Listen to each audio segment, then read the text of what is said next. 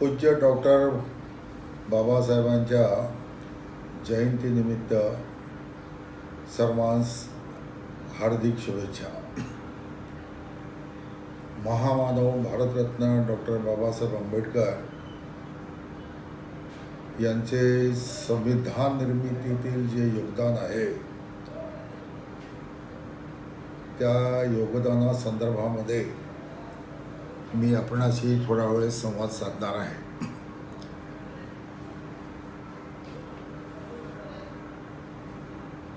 John Mathai नावाचे पंडित नेहरू यांचे स्वीय सचिव जे होते त्यांचं एक पुस्तक आहे रेमिनिसन्सेस ऑफ नेहरू इरा. त्यामध्ये पूज्य डॉक्टर बाबासाहेब यांची एक आठवण त्यांनी दिलेली आहे. ती अशी आहे, बाबासाहेब त्यांना म्हणतात, वेन हिंदूज निडेड वेद, म्हणजे जेव्हा हिंदूंना वेदांची गरज भासली तेव्हा त्यांनी हे काम महर्षी व्यासांना दिलं, who was not caste Hindu. महर्षी व्यास हे सत्यवती नावाच्या एका कोळीणीचे पुत्र होते. बाबासाहेब पुढे म्हणतात की जेव्हा हिंदू समाजाला महाकाव्याची गरज भासली तेव्हा हे काम त्यांनी वाल्मिकीला सांगितलं. He was also not caste Hindu, म्हणजे सवर्ण हिंदू नव्हते. आणि जेव्हा देशाला संविधानाची गरज लागली तेव्हा हे काम मला देण्यात आले.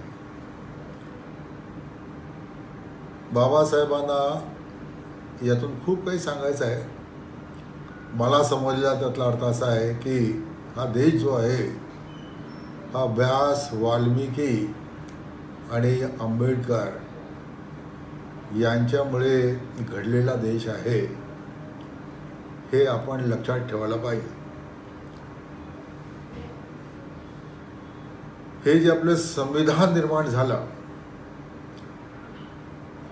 ज्या संविधानासंदर्भामध्ये रोज कुठे ना कुठे काही ना काही चर्चा होत असते, आणि जेव्हा राजकीय नेत्यांना एकमेकांवर आरोप प्रत्यारोप करण्यासाठी काही विषय राहत नाहीत त्यावेळेला मग हे संविधान विरोधी काम करतायत, संविधानाचा आत्मा हे मारणार आहे, यांना संविधान बदलायचं आहे, वगैरे वगैरे अनेक प्रकारचे विषय हे असे सुरू होतात. ज्याचा थोडा बहुत जरी संविधानाचा अभ्यास असेल त्याच्या हे लक्षात येतं की असे राजकीय मंडळी जी आहेत यातील किती जणांनी संविधान या विषयाचा गहन नाही पण प्राथमिक तरी अभ्यास केलेला असेल. काय समजतं त्यांना संविधानामध्ये? संविधान हे जसं मी हा शर्ट घातलेला आहे असं शर्ट आहे काय की आज घातलं उद्या काढून ठेवलं, तसं एक सरकार बदललं की संविधान बदललं असं होतं काय कुठे? तसा जगाचा संविधानाची ज्यांना काही माहितीच नसते ते असे काही ना काही उटपटांग उलटे करत असतात. म्हणून आपण थोडा त्याचा गंभीरपणे विचार केला पाहिजे. हे जे आपलं संविधान जे आहे हे संविधान निर्माण करण्यासाठी 1946 साली संविधान सभेची निर्मिती झाली. ती कॅबिनेट मिशन जे आपल्या भारतामध्ये आलं होतं त्या मिशनच्या सगळ्या वाटाघडीची ती फलनिष्पत्ती आहे, तो मोठा इतिहास आहे. पण 46 साली जी संविधान सभा गठीत झाली त्या संविधान सभेमध्ये जवळजवळ 399 सभासद होते आणि ती अखंड भारताची संविधान सभा होती. म्हणजे आज पाकिस्तान म्हणून आपण ज्याला म्हणतो, बांगलादेश म्हणतो, हा सर्व भूभाग हा ब्रिटिश शासित भारत होता आणि त्याचे प्रतिनिधी या संविधान सभेमध्ये निवडले गेले होते. 6 डिसेंबर 1946ला या संविधान सभेची पहिली बैठक झाली आणि त्या पहिल्या बैठकीचे म्हणजे पूर्ण संविधान सभेचे त्यावेळेचे जे तात्पुरते अध्यक्ष होते, प्रोव्हिजनल चेअरमन, त्यांचं नाव आहे डॉक्टर सच्चिदानंद सिन्हा. ते अत्यंत वयस्कर असे होते आणि संविधान सभेचे एक तात्पुरते अध्यक्ष म्हणून त्यांचं भाषणही झालेलं आहे. ते भाषण फार उत्कृष्ट भाषण आहे. नेटवर ते भाषण उपलब्ध आहे, आपण जिज्ञासूने ते वाचायला हरकत नाही. आणि त्यांनी मग या भाषणामध्ये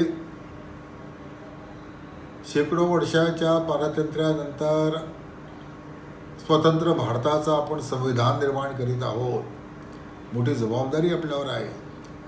अशा वेळी जगात ज्या ज्या देशांनी संविधानं निर्माण केलेली आहे, मग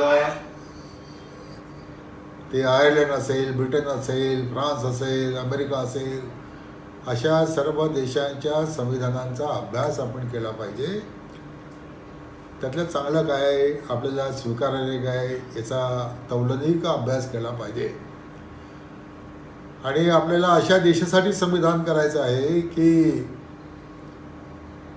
वो रोम वो मिश्र रूस ग्रीक सब मिट गए जहाँ से, लेकिन अभी तलक नामो निशा है हमारा, बात कुछ ऐसी है की हस्ती मिट्टी नाही हमारी. असे आम्ही आहोत. हजारो वर्षामध्ये ग्रीक गेले, रोम गेले, बाकी सगळे संस्कृती नष्ट झाल्या, आम्ही आहे तसेच आहोत. असं ज्यांचं परमनंट अस्तित्व आहे त्यांचं एक संविधान बनवायचं आहे, असं त्यांचं एक सुंदर भाषण आहे. नंतर मग 13 डिसेंबर 1946 पंडित नेहरू यांनी ऑब्जेक्टिव्ह रिझोल्युशन म्हटलं, म्हणजे उद्देशक ठराव ज्याला म्हणतात, की आमचा संविधान बनवण्याचा उद्देश काय आहे हे स्पष्ट करणारा ठराव त्यांनी मांडला. आपल्या संविधान सभेमध्ये याच्यावर खूप मोठा ज्याला लंबी बहस म्हणतात अशी झालेली आहे.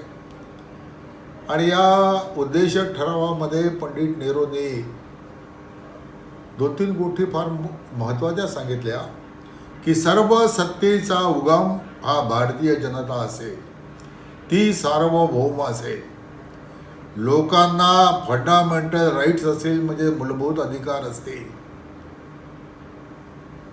स्वातंत्र्य समतेची गॅरंटी असेल, वगैरे सर्व विषय जे आहे ते पंडित नेहरूंनी आपल्या त्या उद्देशक ठरावामध्ये मांडले. या उद्देशक ठरावाचं नंतर भारताच्या राज्यघटनेमध्ये उद्देशिका प्रेमबल म्हणून रूपांतर झालेलं आहे. ती जवळजवळ 74 शब्दाचं आपलं प्रेमबल आहे उद्देशिका. आणि ज्यांना भारतीय राज्यघटने समजून घ्यायची आहे त्यांनी त्या प्रेमबलचा खूप गंभीरपणे अभ्यास केला पाहिजे, करावा लागतो. ती समजली की सगळं संविधान समजतं. जे 395 कलमांचं संविधान आहे तर प्रत्येक कलम वाचत बसण्याची काही आवश्यकता राहत नाही. त्याचा आत्मा कशात आहे तो तर त्या प्रेमबलमध्ये आहे, त्या उद्देशिकेमध्ये आहे. तर ते समजून घेणं फार आवश्यक असतं. या घटना समितीचे सभासद म्हणून तेव्हा पूज्य डॉक्टर बाबासाहेब हे आज ज्याला आपण बांगलादेश म्हणतो तिथून ते निवडून आले होते. आणि जेव्हा 1947 साली देशाच्या फाळणीचा निर्णय झाला त्यावेळेला फाळणीमध्ये जो प्रदेश पाकिस्तानमध्ये गेला त्यांचं सभासदत्व भारतीय संविधान सभेतलं हे ॲटोमॅटिकली लॅप्स झालं, संपलं ते सभासदत्व. त्यामुळे बाबासाहेबांचं सभासदत्व तिथनं रद्द झालं, गेलं ते. त्यांना नंतर मुंबईच्या विधानसभेतून सरदार वल्लभभाई पटेल, डॉक्टर राजेंद्र प्रसाद यांनी तेव्हाचे जे मुख्यमंत्री होते, मुंबई प्रेसिडेन्सी त्याला म्हणत असत, त्या मुंबई प्रेसिडेन्सीचे जे मुख्यमंत्री होते खेर, त्यांना पत्र लिहून फोन करून ठराविक तारखेच्या आत त्यांची निवड करा आणि त्यांना संविधान सभेत पाठवा असं सांगितलं. आता ह्या गोष्टी विचार करण्यासारख्या आहे. बाबासाहेब आंबेडकर हे काही काँग्रेसचे नव्हते. काँग्रेसचे कठोर टीकाकार आहेत ते.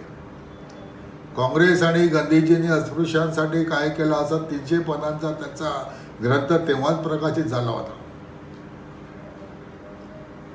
हिंदू धर्म, हिंदू समाज, हिंदूंची धर्मशास्त्रे याचे ते कठोर टीकाकार होते.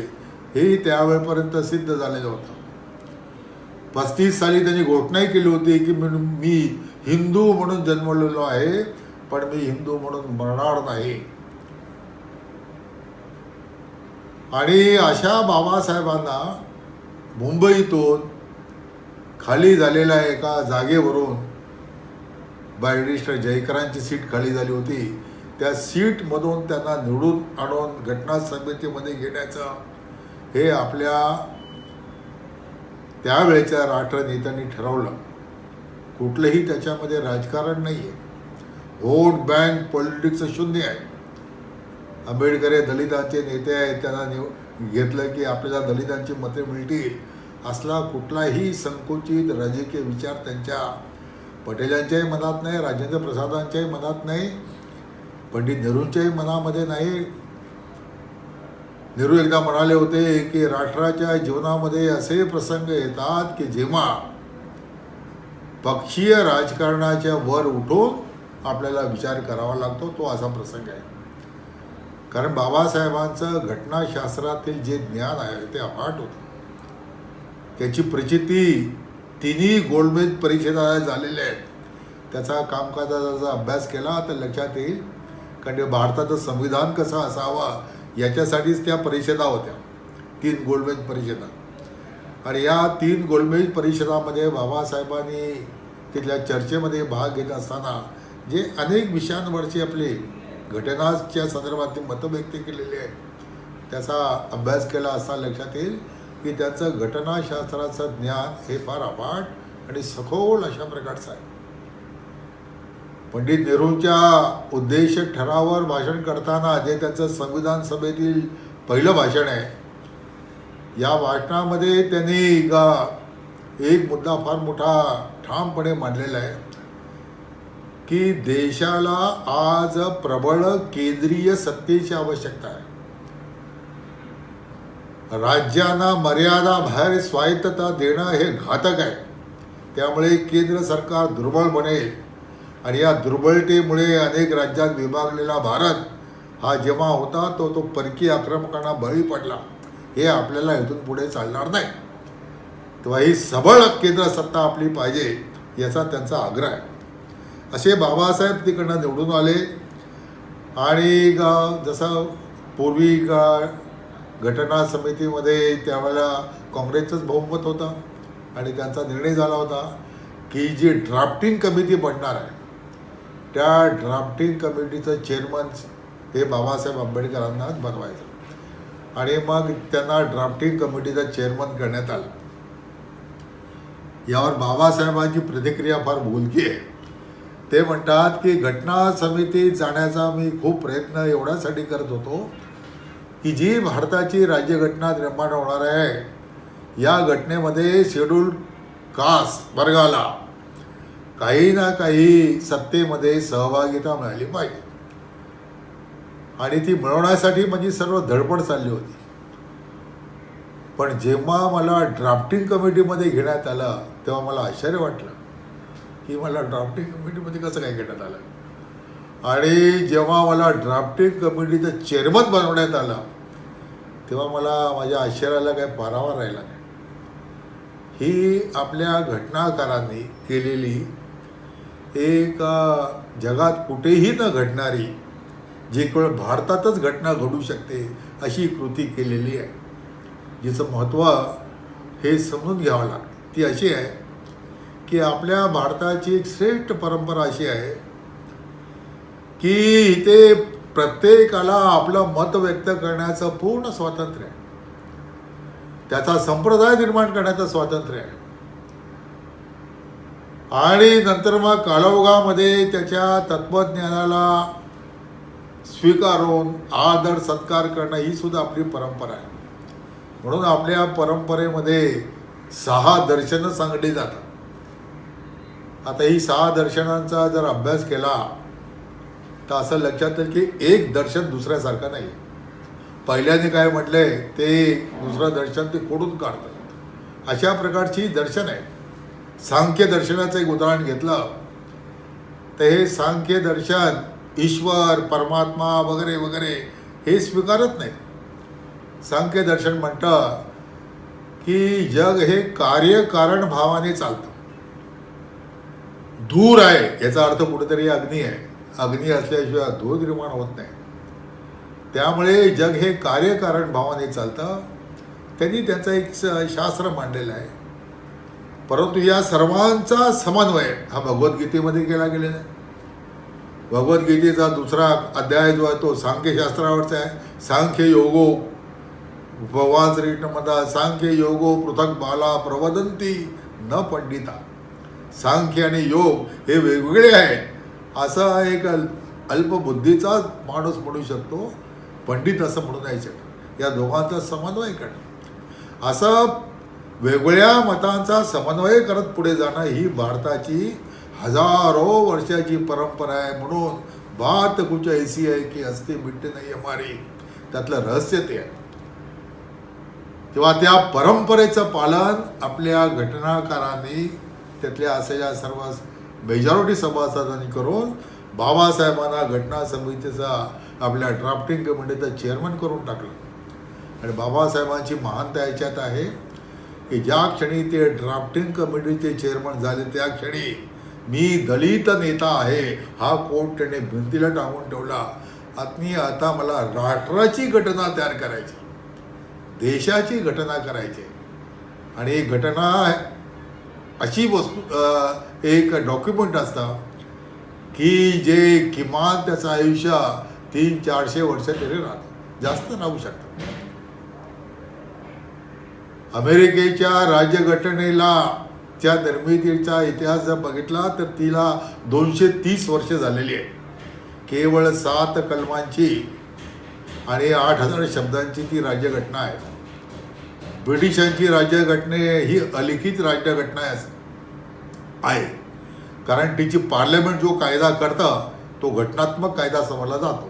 त्यामुळे ती एव्हर चेंजिंग असतं, सतत विकसित होत जाणारी ती राज्यघटना आहे. अशा राज्यघटनाचा इतिहास जो असतो ती त्या देशाला एक परमनन्सी देते, समाजाला एक स्थैर्य देते, राष्ट्राच्या प्रगतीचे मार्ग खुले करते. अशी राज्यघटना आपल्याला द्यायची आहे. हे बाबासाहेबांसमोरचं एक फार मोठं आव्हान आहे. आणि त्या आव्हानाचा विचार केला तर कुठल्या देशासाठी करायचं आहे तर 1946-47चा भारत जर डोळ्यासमोर आणला तर असं लक्षात येईल की एका भारतामध्ये त्यावेळेला अनेक भारत नांदत होते. एक पॉलिटिकल भारताचा विचार केला तर एक ब्रिटिश शासित भारत आहे. ब्रिटिशांनी भारताचे राज्यकारभाराच्या दृष्टीने काही झोन्स केले होते, जसं Bombay presidency, Madras presidency, Berar presidency, north east frontier वगैरे अशा प्रकारचे त्यांनी राज्यकारभाराच्या दृष्टीने मला वाटतं की 7 भाग केले होते. आणि प्रिन्सली स्टेट्स होते ज्याला संस्थानिक आपण म्हणतो, त्यांची संख्या 560पेक्षा अधिक होती. आणि ते सेमी सॉव्हरेन होते, म्हणजे त्याचा राज्यकारभारावर ते स्वतंत्रपणे करत असतात. त्यांचे कायदे करण्याचं त्यांना स्वातंत्र्य होतं. म्हणजे भारत एक पॉलिटिकली विचार केला तर ब्रिटिश शासित भारत आणि दुसरा संस्थानिक शासित भारत, या सर्व भारताला एक करून त्याला एक पॉलिटिकल भारत करायचा आहे. एक मोठं अवघड काम होतं. सरदार वल्लभभाई पटेल यांनी या सर्व संस्थानिकांना साम दाम दंड भेद सर्व नीतीचा अवलंब करून एक भारतामध्ये विलीन सर्वांचं करून घेतलं. हे त्यांचं एक राष्ट्रीय कार्य आहे. म्हणून त्यांना हे राष्ट्रपुरुषच म्हणावं लागतं. असं जबरदस्त कार्य. आणि दुसऱ्या भारताचा जर विचार केला तर सामाजिकदृष्ट्या भारतही काय तर भारतामध्ये 4-4.5 हजार जातीमध्ये विभागलेला हिंदू समाज आहे. धार्मिकदृष्ट्या त्याचं विभाजन आहे. हिंदू आहेत, मुसलमान आहेत, ख्रिश्चन्स आहेत, अल्पसंख्याक कमी संख्येत का असेना पारशी आहेत. हिंदू या संकल्पनेच्या अंतर्गत येणारे बौद्ध आहे, शीख आहे, जैन आहेत, त्यांचे यात झगडे सुरू आहेत, आजही सुरू आहेत की आम्ही हिंदू नाहीत, अमुक नाहीत, तमुक नाहीत. तेव्हा या सर्व लोकांना, धार्मिक कलह करणाऱ्या लोकांना एकत्र करायचं आहे. सामाजिकदृष्ट्या विभाजित लोकांना एकत्र करायचं आहे. राजकीयदृष्ट्या विभाजित लोकांना एकत्र करायचं आहे.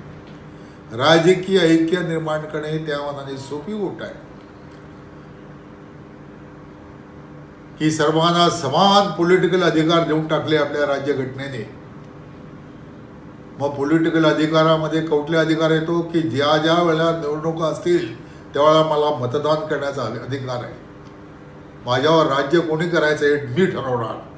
मग तो नगरपालिका असो, विधानसभा असो, नाही तर लोकसभा असो, हा पॉलिटिकल अधिकार झाला. मी निवडणुकीसाठी उभा राहू शकतो, मी राजकीय पक्ष निर्माण करू शकतो, मी माझी राजकीय विचारसरणी लोकांपुढे मांडू शकतो. अशा सर्व प्रकारचं राजकीय स्वातंत्र्य दिल्याने एक सबल अशा प्रकारचा देश तयार होत नाही. केवळ राजकीय स्वातंत्र्याने काही होत नाही. सामाजिक स्वातंत्र्याचं काय, सामाजिक ऐक्य कसं निर्माण करणार हा प्रश्न आहे.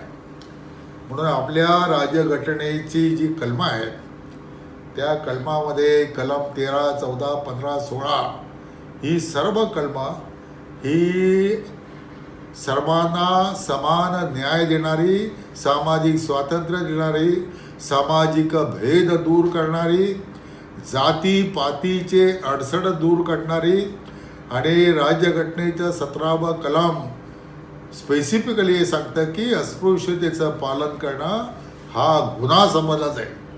आणि त्यामुळे अस्पृश्यतेच्या संदर्भामधले काही डिरॉगेटरी रिमार्क्स करणं, एखाद्याला प्रवेश सार्वजनिक ठिकाणी नाकारणं, नोकरीतनं त्याला वंचित करणं, तो त्या जातीचा आहे म्हणून हा गुन्हा ठरेल, हे आपल्या राज्यघटनेने आपल्या कलमात केलं.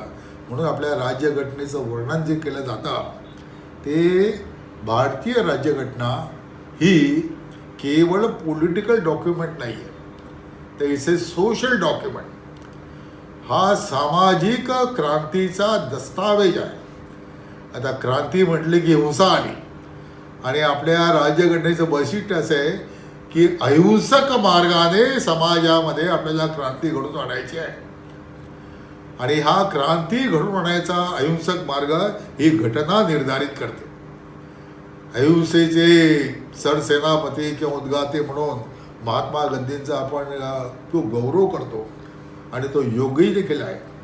परंतु तेवढाच गौरव पूज्य डॉक्टर बाबासाहेब आंबेडकरांचाही केला पाहिजे, कारण त्यांचे सर्व लढे अहिंसक आहेत आणि सामाजिक क्रांती करण्यासाठी जो घटनात मार्ग त्यांनी जो दाखवून दिलेला आहे तोही अहिंसकच आहे.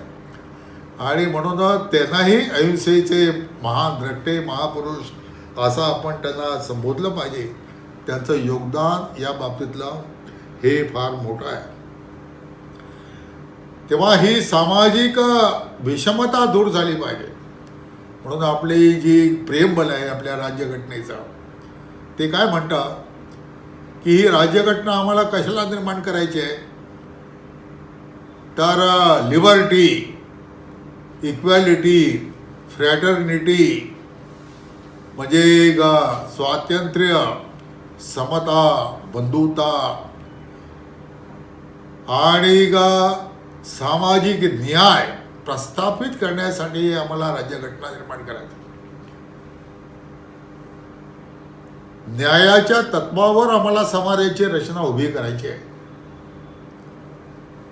आता न्यायाचा अर्थ काय होतो, तर सामान्य माणसाच्या दृष्टीने विचार केला तर न्याय म्हणजे काय असतो की कोर्टामध्ये एखादी केस जाते, मग ती चोरीची असेल किंवा मर्डरची असेल किंवा आणखीन कसला तरी फौजदारी गुन्ह्याची असेल, सिव्हिल गुन्ह्याची असेल, तर त्यावेळेला न्यायमूर्तींपुढे युक्तिवाद होतो, वकील युक्तिवाद करतात, दोन्ही पक्षांची बाजू मांडली जाते आणि मग कायद्याच्या आधारे न्यायमूर्ती त्याचा निर्णय करतात आणि निर्णय देतात. निर्णय दिल्यानंतर मग ज्याच्या बाजूने निर्णय लागतो त्याला आनंद होतो, ज्याच्या बाजूने निर्णय लागत नाही त्याला असं वाटतं की माझ्यावर अन्याय झाला, म्हणजे न्याय व्यवस्थेतच निर्णय झालेला आहे, पण त्याला असं वाटतं. तर जेव्हा आपण सामाजिक न्याय असा शब्दप्रयोग करतो किंवा या प्रिएम्बलमधला न्याय शब्दप्रयोग येतो तेव्हा तो अशा प्रकारचा न्याय नसतो. हा कोर्टाच्या न्यायाशी त्याचा काही संबंध नाही आहे. इथे जो न्याय शब्द आहे त्याचा अर्थ असा होतो की मनुष्य निर्मित कायदे जे असतात, मनुष्य निर्मित नियम आहेत, मग ते धार्मिक असतील, धर्मग्रंथाने निर्माण केलेले नियम असतील किंवा परंपरेने चालत आलेले नियम असतील, रूढीने निर्माण झालेल्या काही प्रथा असतील, त्या जर एखाद्या वर्गावर अन्याय करणारे असतील तर त्या दूर केल्या पाहिजे. ती परंपरा आहे, नाही ही परंपरा आमची शेकडो वर्षापासून ती चालू आहे, मग त्यांना पूर्वी करत असताना कोणा लोकांना काही त्रास झाला नाही म्हणून मला काय त्रास होणार आहे असा विचार करून चालत नाही. अन्यायाला कुठलीही परंपरा नसते, हे बाबासाहेबांचंच वाक्य आहे. अन्यायाला कुठलीही परंपरा नसते, परंपरेने तो चालत आलेला आहे म्हणून तो अन्याय सहन केला पाहिजे. हे इलॉजिकल आहे, न्यायशास्त्रामध्ये न बसणारा विषय आहे. मग अन्याय दूर कसा करता येईल? तर हा अन्याय दूर करण्याचं काम हे राज्यसंस्थेचं नाही, राज्यसंस्थेने इंटरव्हीन केलं पाहिजे, राज्यसंस्थेने हस्तक्षेप केला पाहिजे. मग तो धर्माच्या क्षेत्रातही हस्तक्षेप होऊ शकतो, तो सामाजिक क्षेत्रातही हस्तक्षेप होऊ शकतो आणि मग असे हस्तक्षेप आपली राज्यसंस्था वेगवेगळे कायदे करून करत असते. मग कुठल्या मंदिरामध्ये काय कोणाला प्रवेश नसेल तर मग लगेच कोर्टाचा आदेश येतो, हे नाही चालणार. दिस इज हे काय आहे, हे घटनाबाह्य कृती आहे, हे आपली घटना याला मान्यता देत नाही. मग हा धार्मिक कायद्यामध्ये हस्तक्षेप झालेला आहे. घटना समितीमध्ये धार्मिक कायदे, धार्मिक स्वातंत्र्य याच्यावर भरपूर चर्चा झालेली आहे. कॉमन सिव्हिल कोडचाही चर्चेचा विषय घटना समितीमध्ये होता. त्याला उत्तर देताना बाबासाहेब जे म्हणालेले आहेत ते असं म्हणालेले आहेत की धर्माचं क्षेत्र हे व्यक्ती जीवन सगळं व्यापून टाकणारं असतं आणि धर्माला एवढं मोठं क्षेत्र हे देता येणार नाही. आणि जे धार्मिक कायदे व्यक्ती विकासाला मारक असतील त्याच्यामध्ये बदल केला पाहिजे, सुधारणा केल्या पाहिजे. ते धार्मिक आहे म्हणून पवित्र आहे असं म्हणून नाही चालणार. बाबासाहेबांचे शब्द असे आहेत की असं जर आम्हाला करता येणार नसेल तर what for is this liberty, म्हणजे या स्वातंत्र्याचा उपयोग काय? जर या स्वातंत्र्याचा उपयोग आम्हाला आमच्या सामाजिक सुधारणा करता येणार नसतील, धर्मामध्ये आवश्यक त्या सुधारणा करणं शक्य होणार नसेल, ते स्वातंत्र्याला काय अर्थ राहिलेला आहे? अशा प्रकारचे त्यांनी आपलं मत व्यक्त केलेलं आहे. आपल्या मनात प्रश्न येईल की आता 72 वर्ष होत आली तरी अजून समान नागरी कायदा नाही झाला, का नाही झाला? हे प्रश्न आहे. परंतु आपली घटना त्याला अडसर आहे असं नाही. घटनेचं म्हणणं आहे की समान नागरी कायदा झाला पाहिजे, directive principles of state पॉलिसीमध्ये ते फार निसंदिग्ध शब्दामध्ये म्हटलेलं आहे.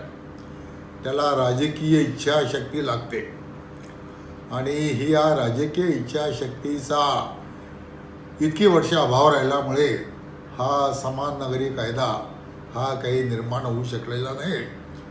लेट अस होप की आता राजकीय चांगली इच्छाशक्ती असलेलं सरकार आहे केंद्रामध्ये, ते यांच्या कार्यकाळामध्ये त्या दिशेने काही ना काही पावलं टाकतील. बाबासाहेबांचा सगळा जो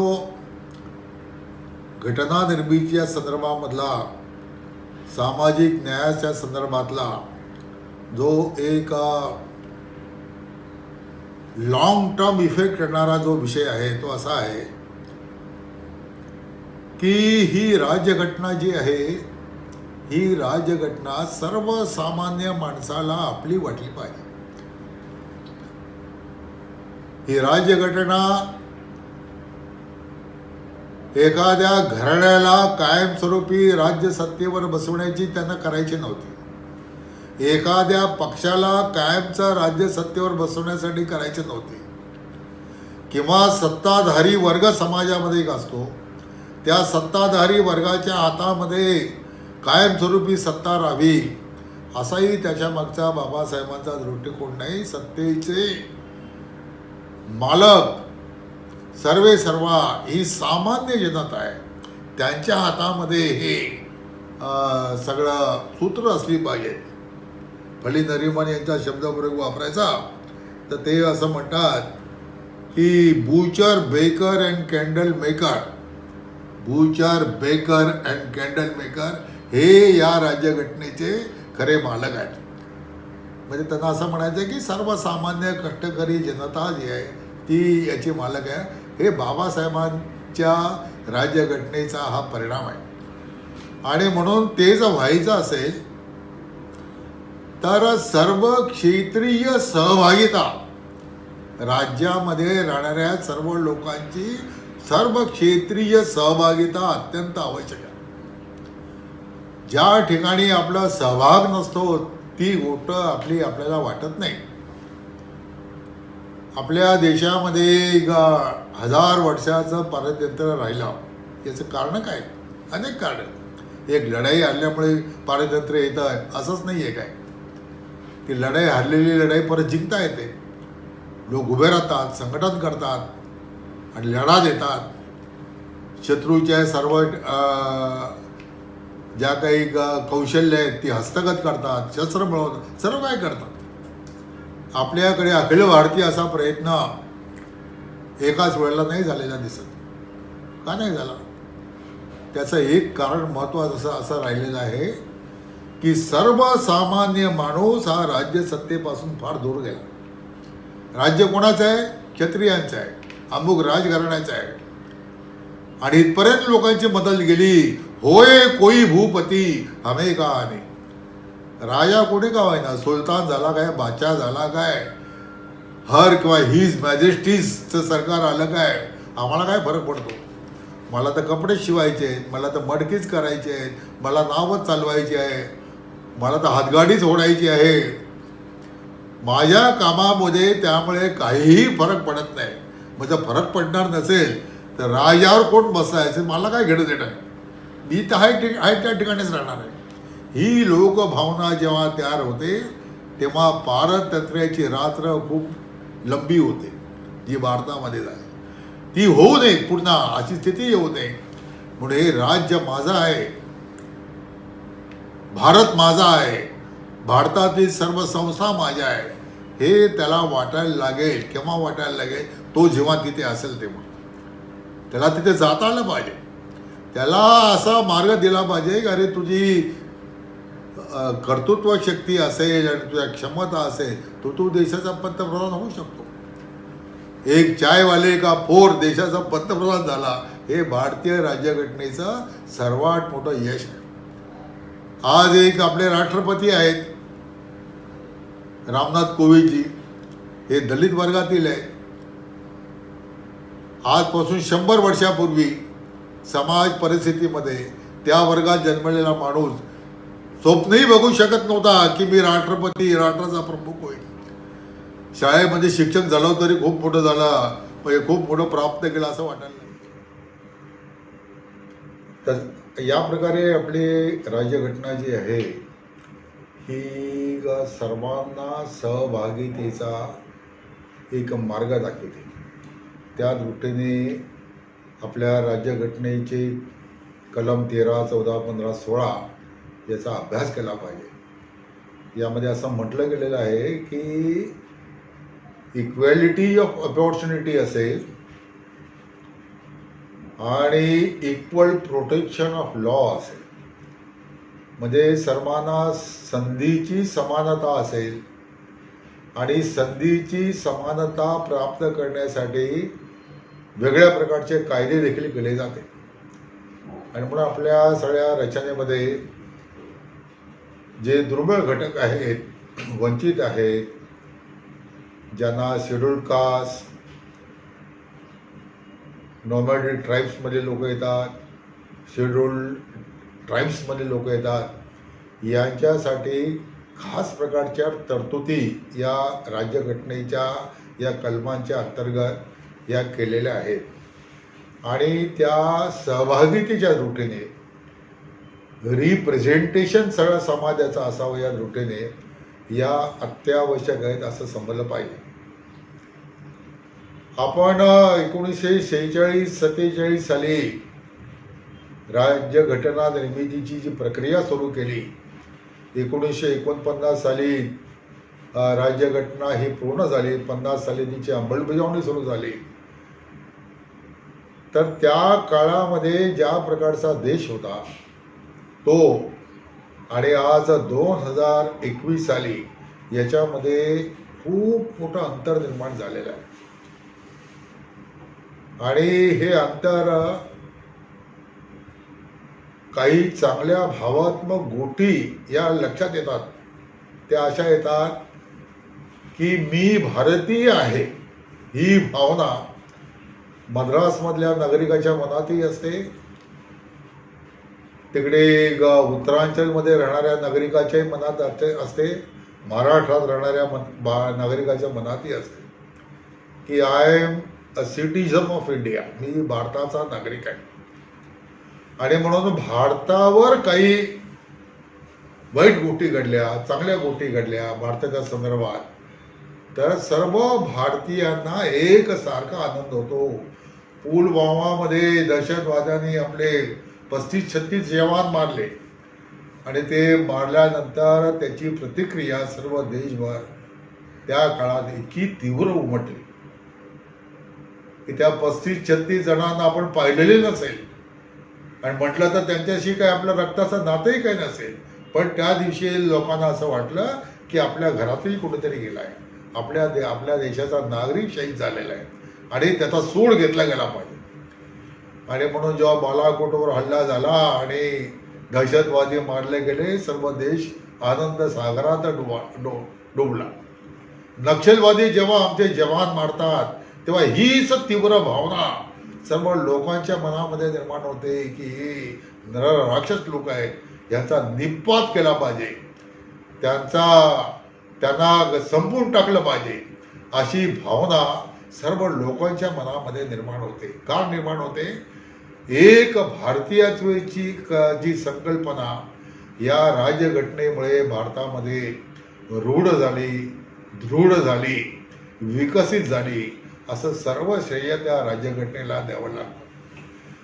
भारताचे तुकडे होते. आजही जवाहरलाल नेहरू विद्यापीठामध्ये आणि या घोषणा जातात की भारत तेरे हजार तुकडे हो गए. या सर्व लोकांनी लक्षात घ्यायला पाहिजे कि भारत तेरे टुकड़े तो नहीं होंगे, भारत एक सशक्त, समर्थ, बलशाली होकर खड़ा रहेगा. यासाठी हे संविधान निर्माण केलेलं आहे. ते पूज्य बाबासाहेबांनी त्याच्यासाठी निर्माण केलेलं आहे.